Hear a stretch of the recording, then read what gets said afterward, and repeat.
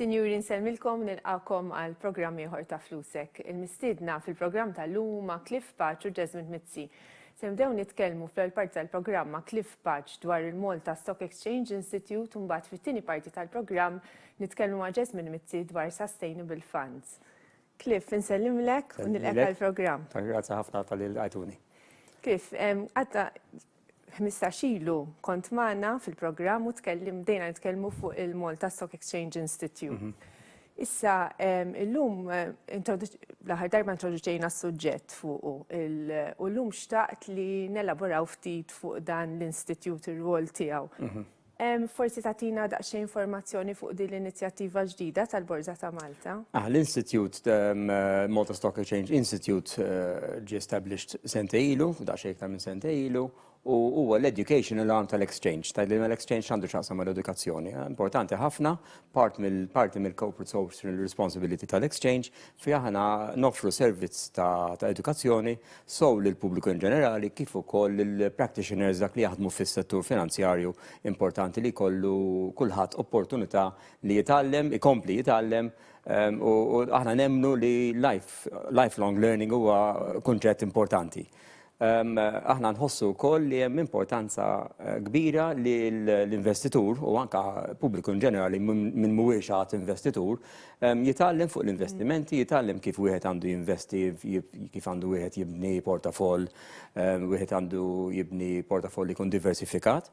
U allura importanti li n-nies jkunu iktar konxi ta' kif jistgħu jikkreaw portafoll ta' investimenti biex ikunu lesti għal-qudiem, biex ikunu lesti għal-żmien meta jkollhom il-pensjoni, pereżempju, u biex jitgħallmu, jifadlu, jibbaġġitjaw. Ħafna kunċetti interessanti li huma jew taken for granted, jew kellha jiġu injorati għal kollox. Imma allura fil-verità x'inhu jagħmel l-istitut biex jippromovi din l-edukazzjoni li qed issemmi ta' kif wieħed għandu jħossib il-finanzi tiegħu? L-istitut għandu viċin is-60 courses li jiġu organizzati tul is-sena. Li daw il-courses jattrattaw diversi suġġetti. Tista' timmaġa 16 course huma pjuttost numru sabiħ ta' courses. Ta' ġifieri meta ġie stabilit s'issa ġifieri diġà tellgħu. Żgur aħna qed nitkellmu fuq 60 courses differenti li uħud minnhom jiġu organizzati iktar minn darba fis-sena li jittrattaw servizzi finanzjarji jew kunċetti fuq servizzi finanzjarji mill-lat ta' introductory għal beginner biex ngħidu hekk, medium sized level of information kif ukoll avvanzati. L-investitur jew retail public jista' jattendu diversi courses li jkunu regarding x'inhu asset class, kif għandek wieħed jinvesti, kif għandek wieħed tibni portafoll, kif jaħdem sistema tal-capital markets. Jiġifieri dawn huma affarijiet bażiċi li aħna nieħdu for granted, aħna li naħdmu fis-settur. Imma sfortunatament hemm barra naħseb li hemm bżonn ta' edukazzjoni iktar fuq is-suġġett. Però Cliff inti semmejt ukoll li tagħmlu wkoll għall practitioners u x'hekk, ġifieri dan għandkom courses li huma bażiċi for the retail market. Mbagħad hemm ukoll għall-practitioners. Jiġifieri għall-practitioners aħna noffru courses li jikkonċernaw diversi areas għandek compliance, anti-money laundering, corporate governance, biex insemmi ftit. Li dawn huma kollha mhux neċessarjament ta' interess, ovvjament jista' jattendi kulħadd, imma jkunu ta' iktar interess għal min jaħdem fis-suq milli jkollok għall-interess għall-pubbliku in ġenerali. Li nixtieq ngħid li dal-waqt on 6th of November se norganizzaw il-5 edizzjoni tal-Investor Education Conference. Fil-fatt forsi tista' tgħidilna ftit fuq għaddi ħadd tkun fis-6 ta' Novembru. Mela 6 ta' Novembru se jsir il-Borża ta' Malta stess, il-Belt, se jkun filgħodu, mela jibda fid-9 ta' filgħodu u jiġbed forsi sa' sija u nofs ta' wara f'sinar, u se jkun hemm numru ta' speakers ta' ċertu esperjenza li jista' jagħtu ċertu kunċetti li issa nispjega daqsxejn fuqhom li jkunu ta' interess lil kulħadd. Allura, x'jista' jistenna l-pubbliku f'din konferenza? L-ewwel ħaġa l-konferenza hija organizzata mill-Institute. Se ssir jew bil-lingwa Maltija fejn kemm jista' jkun, jiġifieri il-presentations ħafna minnhom biex jekk mhux kollha se jkunu bil-lingwa Maltija, allura se jkunu adattati anke għall-investor Malti. U bażikament bħala programm se jkun kif għadd mid-9 ta' filgħodu sas-sija nofs. Il-programm ħen ilbes innuċċali kien ma nara xejn. Il-programm se jinfetaħ min-naħa ta' chairman tagħna Mr. Joseph Portelli se jagħti ovvjament il-welcome speech il kulħadd.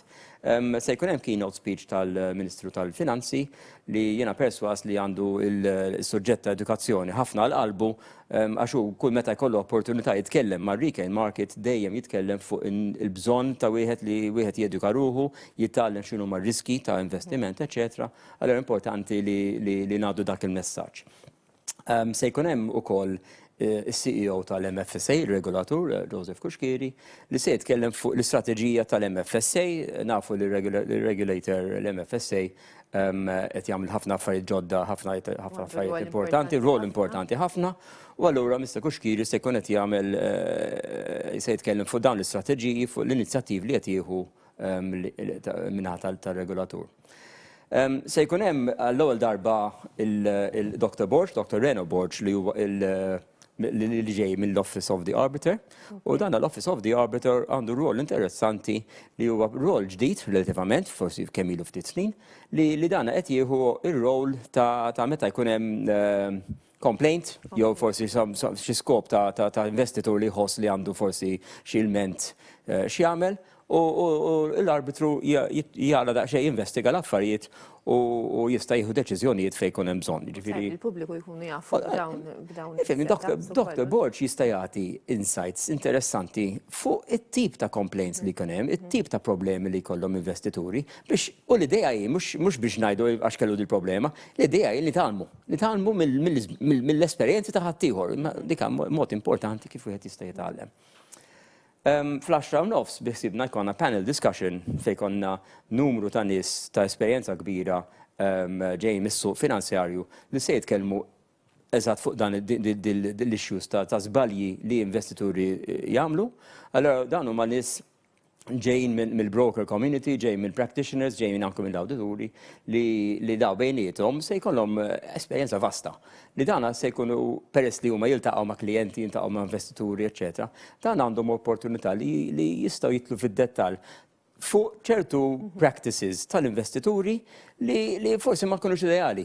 Allura wieħed again jista' jitgħallem mill-iżbalji ta' ħaddieħor jew forsi mill-affarijiet mill-ċirkustanzi ta' ħaddieħor biex ovvjament jevita dawn l-iżbalji. Ikun hemm coffee break, importanti.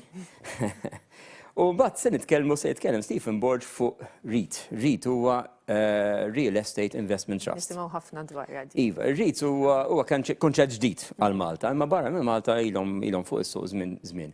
Dan huwa suq ġdid, prodott ġdid minn naħa tal-exchange u beħsibna li se jkun launchjat hopefully 2020, is-sena d-dieħla. U r-REIT huwa bbażat fuq real estate. Jiġifieri tagħna minflok għandek shares f'kumpanija li l-kumpanija tagħmel business, whatever it is, inti se jkollok opportunità li tinvesti f'shares li shares se jkunu f'kumpanija li għandha proprjetà. U l-proprjetà tkun owned mill-kumpanija u l-proprjetà tkun rented, proprjetà mhux għall-bejħ imma għall-kiri.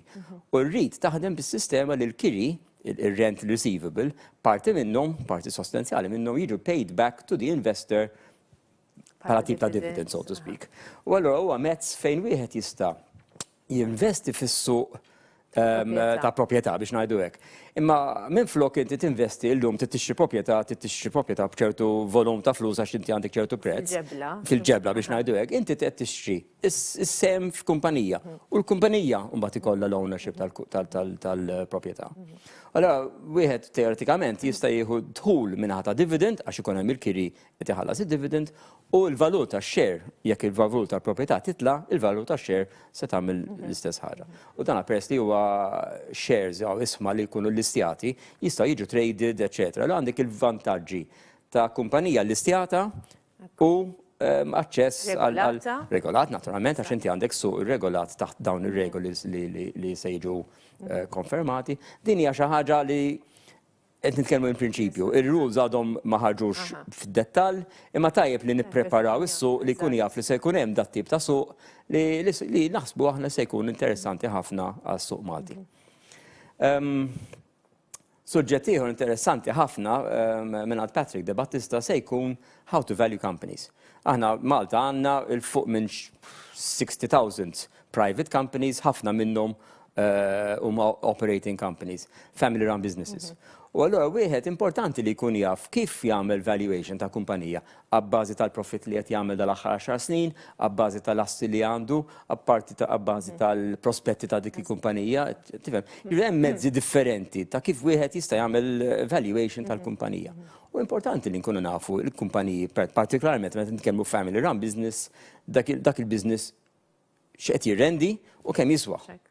Anka meta nitkellmu fuq family run business, qed nitkellmu fuq anka succession and things like that. Dan huma kunċetti forsi bażiċi, imma importanti li dak li jkun jaf x'inhuma l-alternattivi ta' wieħed kif jista' jistudja dal-affarijiet. U importanti wkoll li aħna noffru l-opportunità li s-suq jitgħallem minn dawn l-esperjenzi, dawn il-teoriji ta' nies li huma professjonali f'da s-suq.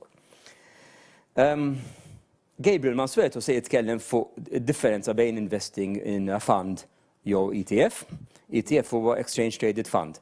U allura hemm kunċett differenti bażika ta' fund, dak li huwa Collective Investment Schemes, ħafna nies investow bil-funds, u hemm kunċett ġdid li huwa ETF, Exchange Traded Funds.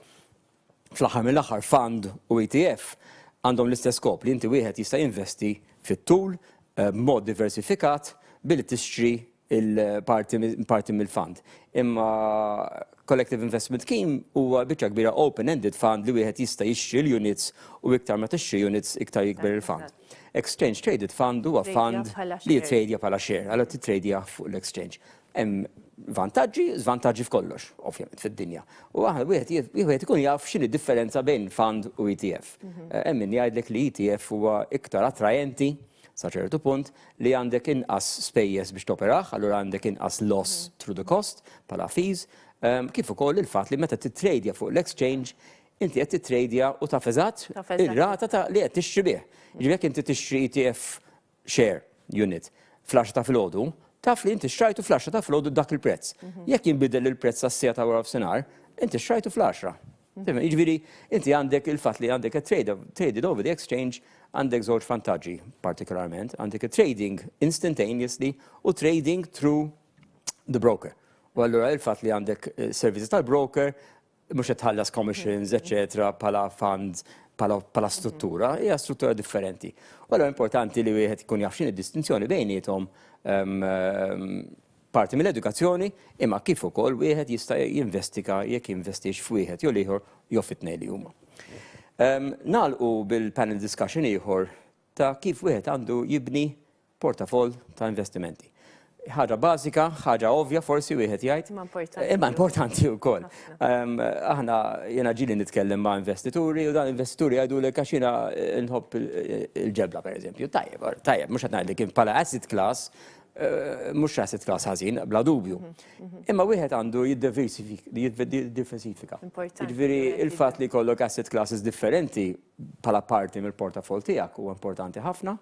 U allura meta nitkellmu fuq asset classes, nitkellmu fuq asset classes li huma equities, shares, bonds, kif ukoll property, kif ukoll affarijiet oħra, hemm asset classes, diversi asset classes li huma available. Jekk tħares lejn ir-return ta' equities, aħna bħala exchange noperaw the MSC Total Return Index tal-equities, Total Return Index. Dak il-Total Return li beda b'1995 b'index ta' 1000, illum huwa 9700 bitu ieħor. Ġifieri jekk tħares lejh over a period of the years li qed jiġi operat, qed nitkellmu ta' return ta' over 10% per year. Li huwa return tajjeb ħafna wieħed jgħid. Jiena minn hawnhekk inħeġġeġ il-pubbliku min ikun interessat jidħol fuq is-sit tagħna borzamalta.com.mt.